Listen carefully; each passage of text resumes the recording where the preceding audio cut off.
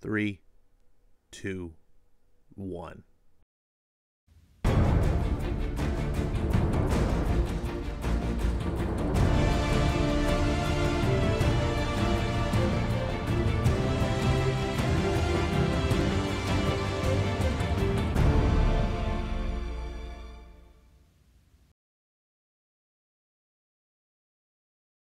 Hey everyone, you're watching Ash on Comics. My name is Ash, and this is today's comic.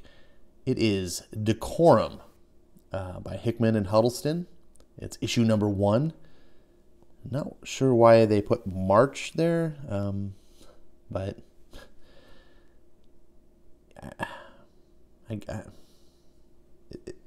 the old days they used to put the date or the month on the comic book, and that was for the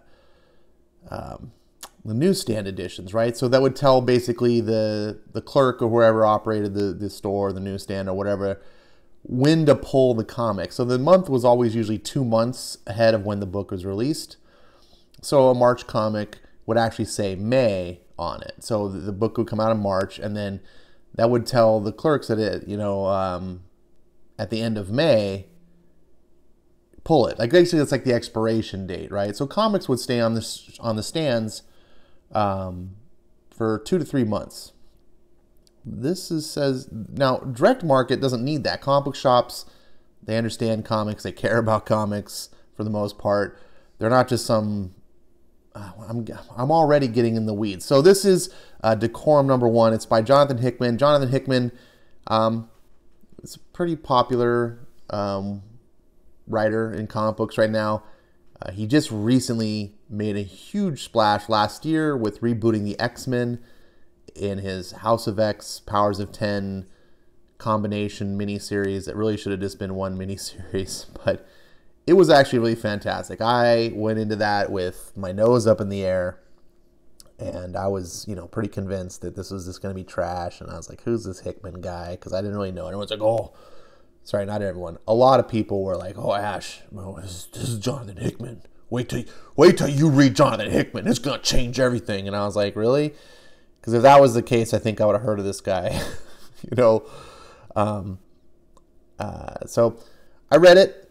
And the first 2 issues, if you followed my channel, you saw that I gave the first 2 issues not a good review.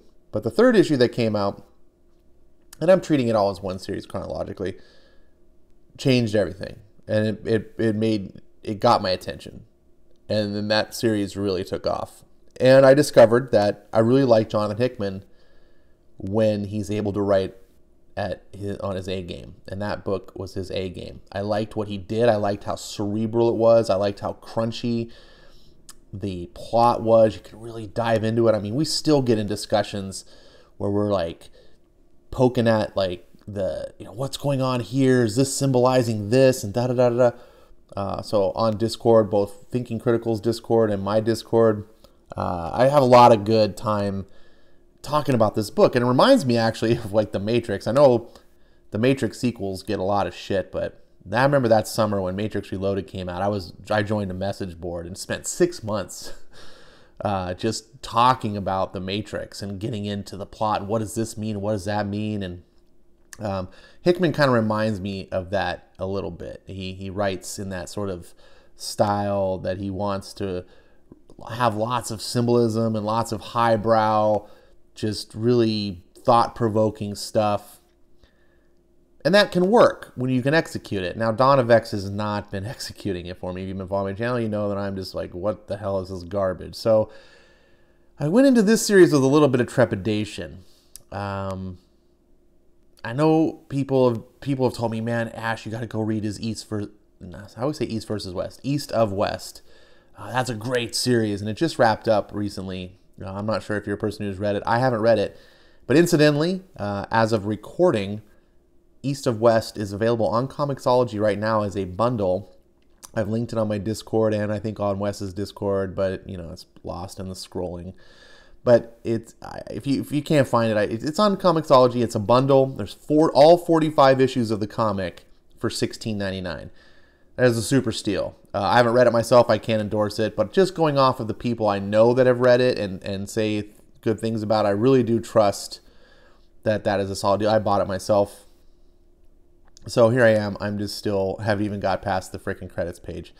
One thing I'm going to say right off that I was immediately disappointed with this book was the cover. Yeah, this cover it just looks like a collage of random images sort of thrown together. What saves it for me is the coloring. I think the coloring really strikes me. It just makes me kind of want to look at it, almost like an abstract painting. And that can work for just a piece of artwork that you hang on your wall, but as a comic book, it needs to evoke a desire to open the cover and read what's inside, and this doesn't. It just seems like a bunch of random images. It's very wooden. The angle comes in very flat. There's no dynamicism. And then the detail. A cover should be your best art. If an artist is doing a cover, he should put in extra work. He's not just drawing a comic page, and he's getting paid thusly for it. Look at this. This girl doesn't even have a nose. I feel like this city was like photoshopped in. It doesn't feel like it's part of the whole thing. The one thing I can say about it is everything that is on this cover is part of the book. So moving on, going back to the credits page, just like at Marvel, 2 pages devoted to the credits. One full page just to the who works at Image. No one gives a shit. These guys' names are everywhere. They didn't have anything. All they do is they just publish. Image is a creator-owned publisher. They don't really have anything to do with the books that they make. You know, it's not like Marvel, like where it's all in-house. These guys are just letting other creators come and have their work published. Otherwise, they don't do any. They're not. Anyways, so over here is who is part of this book. 4 people. The 2 at the top are the ones that matter. The 2 at the bottom don't. So really, this is all you needed for the credits. And they're on the front of the book. But we needed 2 pages inside anyway. But wait, there's more. If you buy now in the next 30 minutes, we'll throw in an extra set of steak knives and another 2-page spread with the title. Yes, 2 pages. Decorum. In case you couldn't read the cover of the book you just bought, 2-page spread. And not the cool 2-page spread that like Tom King did in his shitty-ass Heroes in Crisis books, but with the beautiful Clayman art 2-page. Say what you will about that series. Every issue opened up with a nice 2-page spread of beautiful art. And I'm paying for some person to type in Word some stuff. Whoopie-doo. So this book apparently is called Decorum and the Womanly Art of Assassination. I think they're probably pretty smart to leave off this subtitle off the cover of the book. It just would evoke a lot of comic book readers being like, oh God, here we go, the feminist book. Is it that? Let's go in. Oh, hey, look, another full page spread just to tell you what chapter we're on. How many pages is that so far? Let's go 1, 2, 3, 4, 5 pages. Is there more? Of course there is. Page 6. We still haven't seen a comic book image. And this tells us about the Solar Imperial Preserves. Now, if you've read House of X and Powers of X, or just Dawn of X, you know about the white pages, about the text that gives us more information. Now, in Dawn of X, they're mostly just a gimmick. They're worthless. They're just filler. But in House of X and Dawn of X, say what you will, whether they entertained you or didn't entertain you, they actually had a lot of useful information that helped fill in the world building. That might have taken issues, many issues to like cover in a storytelling sense. Jonathan Hickman could just be like, boom, this is what the Dominion is. Here's one page, right? Here's what the Phalanx is. Boom, boom, done, moving on. I don't need to, and I appreciated that because it needed to get us up to speed. This book is doing the same thing, and these Solar Imperial Preserves, it's really cool. It starts setting the world up and like, ooh. I don't know if you've ever played the game Ark. Survival Evolved. I played that game for a pretty good while. I was pretty addicted to the game. And if you have, then this is going to make kind of sense to you. People are preserved in these basically habitat worlds that they're like created as the solar empire or whatever basically harvests the planets, and they take all the indigenous creatures and they put them in this thing in space that they call a preserve, which is like an animal preserve. So I'm not going to go into the details of how that works. You can read it for yourself. And finally, on the 7th page, we get into the first comic book page. And I saw this and I was like, ooh, this top panel, this is beautiful. Nice painted art. Oh, that's nice. And then what the hell is this? So I guess this bubble means that, in the bushes that we can't see are these little tribal guys. And then here's a little closer up. And then the look at the lines like, ooh, they're looking at something. And then we see this and it's like, ooh, this is beautiful. I like this. And what's some conquistador looking guy coming in off the ship. And he's walking, through the water towards the shore. And then we see these natives coming out. And wait, the art's starting to deteriorate. And then what the hell is this manga panel doing here? They're holding something. And then we cut over and like, oh, look at how beautiful that's so cool. So we get some sort of conquistador war droid thing. And I'm like, oh, that's neat. And he's getting ready to fight. And then the natives, that thing that they were holding, is some sort of weapon. And they blast the shit out of him. But here's what's throwing me off, and I'm not alone. A lot of others. You get this nice, beautiful art. It's nice painted, rendered art. And then it cuts to this. What the hell is that? That's something that I used to draw in middle school, like in my notebooks when I was bored listening to the teacher. I don't even know what's happening. So I saw this page and it kind of struck me and I was like, you know what this feels like? This feels like the artist drawing some sort of nice or painting some nice images to sell the book, right? So proof of concept sort of things. And then when they wanted to actually do the book itself, they wanted to use this art, but they didn't want to keep making, because, this nicer art takes longer to do. I get it. So they just fill in the gaps with some little quick sketches between the painted piece. That's what it felt like to me. Then we see the natives barking in some alien tongue, and the guy gets on the little thing, and he's flying away. And draw the little line here. It's like, oh.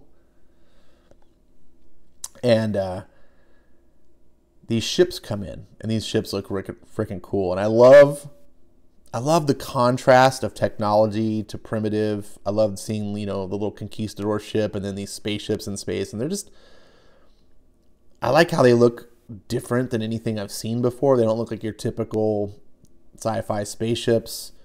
There's a little bat signal that they're flashing in the sky. And then we get to this page, and you're like, what the hell? This is like just thumbnails. This isn't real comic art. When you say, well, Ash, it's in a comic, so it's real. Yeah, I know, but I mean, look at this. Let's blow it up. Now, I just lambasted Cable #1. If you haven't watched that video, I urge you to. It's one of my better ones, if I do say so myself. This is like borderline stick figures. This is a $5 comic, folks. I mean, look at the coloring job here. It's scribble lines. It's literally like... And then this is like wannabe manga. I know it's pronounced manga, but I'm in America, so I don't pronounce it the Japanese way. Just like you don't pronounce Japan the Japanese way, if you're one of those people criticizing me. So we see the little guy, the native, he lands, and he's running off. And he's going to this cool, like, pyramid of pyramids. And this was really cool to me. This sort of evoked another game I really love, Destiny. Big Destiny 2 fan. I was playing that for a while, and this kind of reminded me of that. And then we see these alien creatures that I just call the three. I don't know what to call them. And they obviously have these little staffs with the same bat symbol I know it's not really a bat symbol, but I just call it that because that's what it reminds me of. It's in the sky, and they're looking at it, and then they're walking through the forest, and look at this. Look at this heart. You know, and there's a native. He's on his knees. Now, originally I thought this is the guy who over here landed, but it's not. And this is another problem that I had with the story. So we go to this native, and the main guy is talking to him. He says, your sin is the sin of all conquered people. Better to have died in the womb than end on one's knees. Just something to consider, as he just starts slicing his face open. Gross. I will have your confession now. And he pops out his brain, and apparently after that he can read the brain. He says, I want that. So he sees this egg thing. And then immediately we cut over to see this guy is holding a spear. That's the same guy who landed. And he's running into these little cultist guys. I don't know what they are. Tribal elder or something. And there's a big egg, right? See? Guy's thinking about an egg. Big egg. So it's something important. And the pyramid that he ran inside starts breaking apart. And so what's going on? We don't know. We see the three out here with more scribble panels and more scribble panels. Yeah. And then we see this weird floating thing that reminds me of another game that I really love called No Man's Sky. And despite what you've heard about No Man's Sky, it is a fantastic game. And this reminds me, if you play the game, you know what I'm talking about. If you see this panel and you play the game, you absolutely know what I'm talking about. And this is really cool. So the thing flies off into space. Apparently it doesn't go straight up. It does a bunch of little swirly patterns. Just like No Man's Sky, apparently planets are all like invisible relation to each other like this. Whatever. And then we get a 2-page spread to tell us about maps. Not the maps themselves, just to tell us, hey, now we're going to talk about maps. 2 pages. Then a full-page spread to say, here's the maps that we're going to talk about. So basically, this is Jonathan Hickman doing his little PowerPoint presentation. And then here's the first map that tells us about the galaxy and what's kind of around it to give you some understanding. And then there's another map about the pyramids themselves. And the pyramids thing we just saw. Okay, so you're paying attention. And then there's another map about the Church of the Singularity versus the Union Frontier worlds. That all has to relate. I'm not going to try to explain it to you. Then there's another map about the floating worlds. Yeah. This is all stuff you can see yourself. And then another full page of just this. Beware the bow wearers. How do you pronounce that? So great. Thanks, John. How many pages was this so far right here? 1, 2, 3, 4, 5, 6, 7, 8, 9. 9 pages. And then we cut to chapter 2.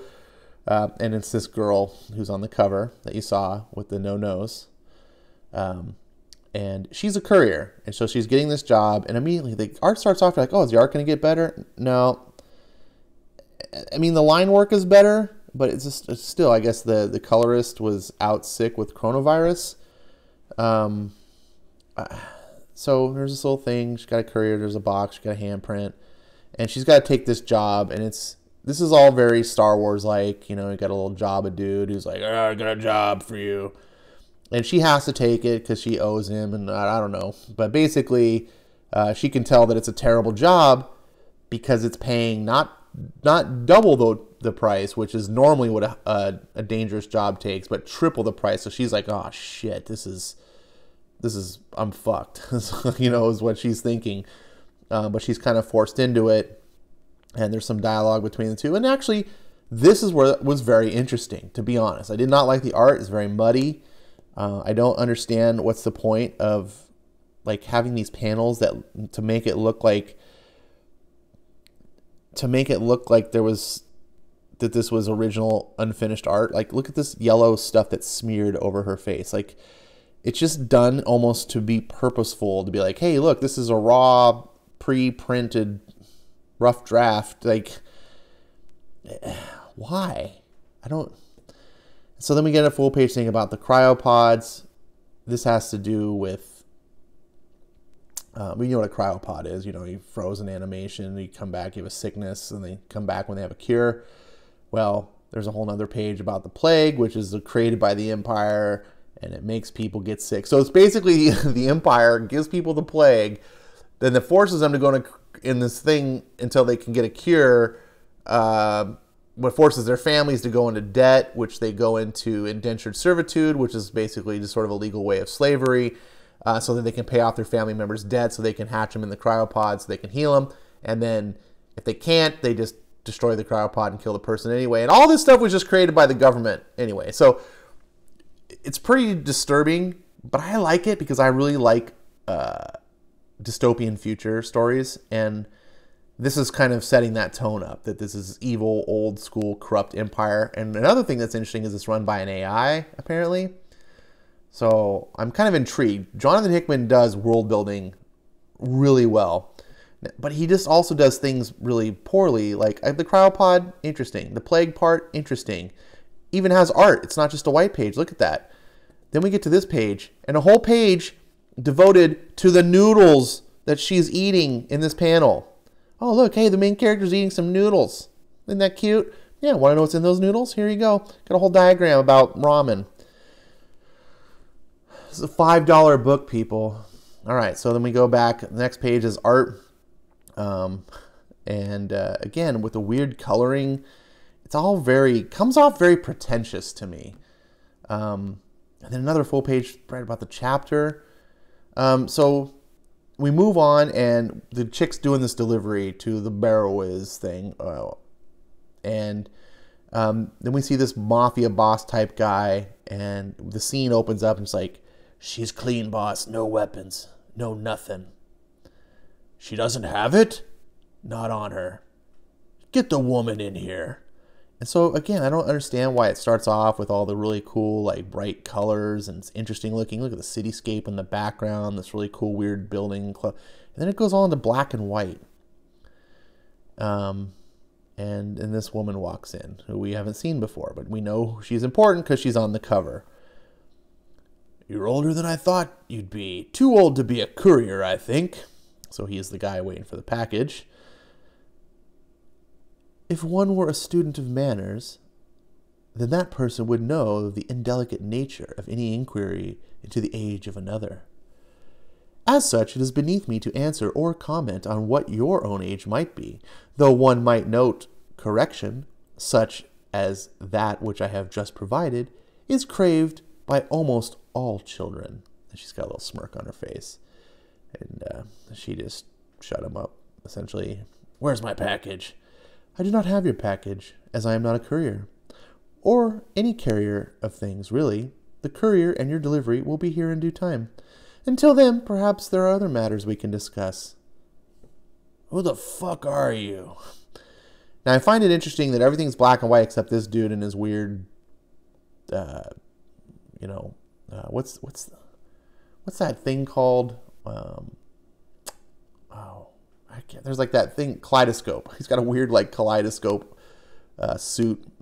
I'm assuming shifts colors. It'd probably be really cool visually to see like on film.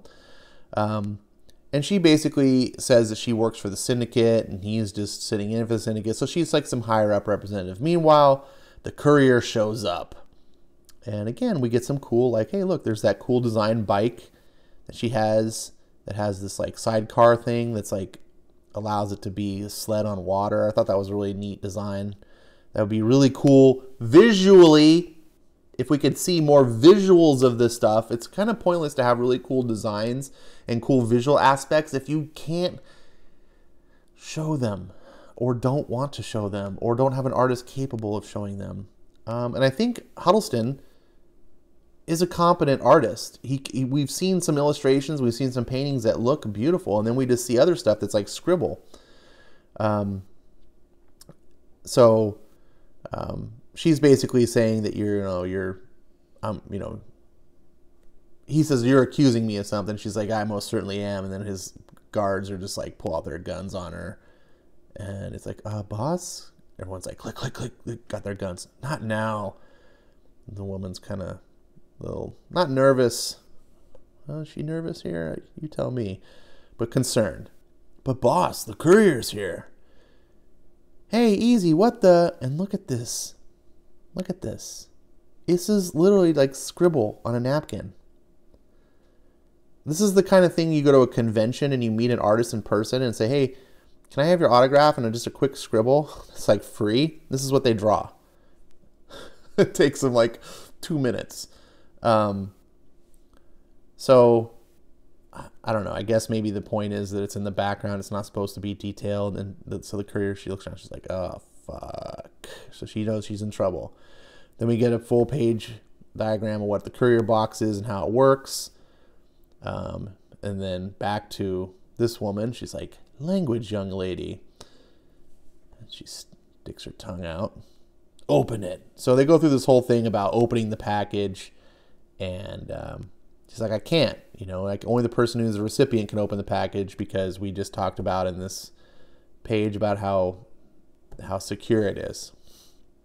And he's like, well, that would be me. And she's like, well, is your last name Morley? And then we get this manga page here with the action lines. What? No, there's no one here named. Oh. It's your delivery, Doman. Do you want it or not? So it's his delivery, but it's for her. So she has got the codes to open it. And she gets chastised. The little courier gets chastised for being a minute late. So told it's inexcusable for someone in your line of work. This I'm probably not playing out as interesting as it is. But I was actually at this point very interested. Once I got to the courier part and then this woman. And I kind of figured she was an assassin because of the subtitle that we talked about, The Womanly Art of Assassination, etc., etc. So I figured, I was like, oh shit, the package was for her. When she walked in, she was frisked, make sure she was unarmed, all this stuff. How do you sneak in the weapon? With the courier. And sure enough, that's what it is. It's this weird red gem thing that she pulls out and uses it as this freaking, I don't know what. It changes shapes into a big blade, flies around, starts chopping people's heads off. She can use it as a shield, redirect blasts, and just starts killing everybody. But the boss guy kind of gets the drop on her when one of his henchmen grabs her from behind. And I got to say, that dude is at least 300 pounds. And he would crush that woman if she's a real, just normal human woman. That would. And I like, though, that she doesn't immediately just kick the shit out of him. And like she's pinned. She can't do anything. And the courier's like, what? And then the boss has got the drop. And then we see the courier dive. She's reaching for the gun. It's pulling the gun. Aimed at his back. But she's starting to squeeze the trigger. He says, wait, what? What's that? Turns around. Ha-ha. Points the gun at her. What's going to happen next? His arm is going to get blasted. Look at this. Down to the bone. Ah!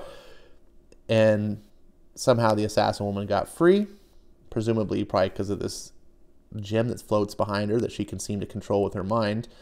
And she blasts him. His arm just melts the flesh right off. And she, explains to him how he's going to die and that his life was purchased and da-da-da-da-da. And he just does the typical trope of like, well, if someone paid you, I can pay you more.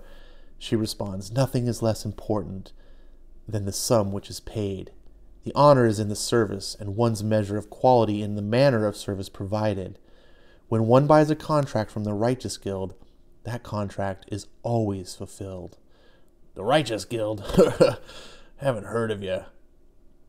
We're expanding. I hear diet and exercise can help with that. He tries to sound cocky. She steps on his arm. Ow. Look at me, you rude little boy. I am Imogen Smith Morley, and I am the greatest assassin in the spiral arm. To see me is to see death herself. Do you have any idea how many people I have killed? I don't know. Are we counting abortions? Manners, young man. Always manners. And she just fries him. Oops. But he knew he was dead anyway, and so he had balls, and he talked up to her. Kind of good for him, actually. Now she kind of cleans herself up, straightens herself, looks in and goes, now, what are we going to do with you? And then full page nothing, followed by more full page nothing, followed by a full page with next issue, followed by a 2-page spread of the preview cover of the following issue. So 1, 2, 3, 4, 5 pages after that. So all told, here's the back cover. All told, I counted, there's 24 quote-unquote white pages in this book. And it's a 48-page book, so half the book is white pages. Now you're paying $4.99 for this book because it's a double-sized issue, but it's not really a double-sized issue. And you can see the art is a lot of scribbled in, like, is the artist not capable of doing a full issue? Or is it because this is a double-sized, in Hickman's terms, double-sized issue that he couldn't, and maybe it'll get better in the next issue? I don't know. But look at this cover here. You can tell that the artist is capable of doing better. This looks good. This is what the interiors of the entire book should look like. And if it did, this would be a much better book. As it is, I got to tell you, even though I kind of described the dialogue and the events that has happened, and I was really just kind of negative, by the time I closed this book, I felt a certain satisfaction. I felt like I just read something quality. Yes, there's absolutely some pretentiousness to this book. Yes, all the art things that I pointed out to you that you can judge for yourself just looking at them, if either it matters to you or it doesn't. But the story, the world building, a writer's job, and indeed a work of fiction, the job of that work is to engage you and to compel you to want to read more until it's over. That's quality fiction. Now, when you get to the end, it's up to the ending, of course, to wrap it all up and make it satisfactory. And a lot of great fiction has been ruined by a bad ending where you're like, I loved it up until the end, it just fell apart. But we don't know that. I don't know how long this is going to go. Who knows? But I want to read the next issue. I'm very much intrigued to know what happens next. I didn't really convey that probably as well as I should have in the book itself because there's so many distractions. Someone else told me online that they loved Hickman, but he always gets in his own way. And this book feels like a really good example of that. Not enough to make the book not worth it, and not even enough to make the book bad, but enough to make the book not as great as it probably should have been. This could have been a 5-star book if all the art looked like this interior page, or the painted shots. I would have been selling this book through the moon. Or if it didn't have 24 pages of white pages, which I could have forgiven if everything is amazing. But when you're not super amazing, stuff like this becomes less forgivable. Look at this. White. What? Why? It's comic books. You have limited space. This isn't like I bought an 800-page novel and a couple extra pages aren't going to change any. Anyways, hopefully you got some enjoyment out of this view. Hopefully, if you were curious about this book, which I think a lot of people are, because it's got Hickman's name on it, they don't know anything about it. I know this is probably a drier video than at least it feels that way. It's not as entertaining as my normal thing. But I really felt like the best thing I could do for you guys that were interested is just to sort of cover the book, explain what it's about, explain what you're going to get into. You're going to walk away, at least, if not entertained, at least informed. I'm going to continue getting this book. Like I said, it is a solid book. I would give this probably 4 stars. It's a little bit better than a 3-star book, but barely. But still, that's great. 4 is good. I want to know more.